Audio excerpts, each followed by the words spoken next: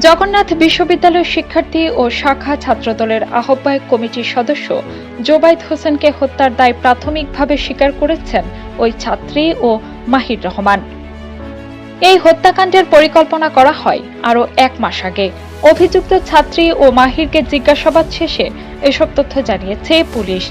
ডিএমপির এক ব্রিফিংয়ে বংশাল থানার ভারপ্রাপ্ত কর্মকর্তা ওসি মোহাম্মদ রফিকুল ইসলাম সাংবাদিকদের জানান, প্রাইভেট পড়াতে গিয়ে 18 বছর বয়সী ছাত্রী বর্ষার সঙ্গে প্রেমের সম্পর্ক গড়ে ওঠে জুবাইদের।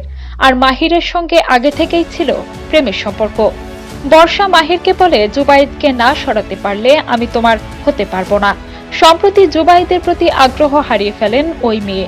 এরপরই গত 25শে সেপ্টেম্বর তিনি ও মাহির একসঙ্গে জুবাইদকে হত্যার পরিকল্পনা করেন। তিনি আরো বলেন, গত মাসের মাঝামাঝি সময়ে ওই ছাত্রী মাহিরকে জানান জুবাইদকে আর ভালো লাগে না। এরপরই তারা দুজন মিলে তাকে দূরে সরিয়ে দেওয়ার পরিকল্পনা করেন। 25শে সেপ্টেম্বর তারা দুটি সুইচ গিয়ার ক্রয় করে হত্যার প্রস্তুতি নেন। পরিকল্পনা ছিল 2 দিক থেকে আক্রমণ করে জুবাইদকে হত্যা করা। ওসি আরো জানান, পরিকল্পনা অনুযায়ী গত রোববার সন্ধ্যার আগে টিউশনিতে যাওয়ার সময় আরমানিটোলার নূর বক্স রোডের রৌশন ভিলার নিচে জুবাইদকে ছুরিকাঘাত করে হত্যা করেন মাহির। এ সময় তার সঙ্গে ছিল বন্ধু ফারদিন আহমেদ আইলান।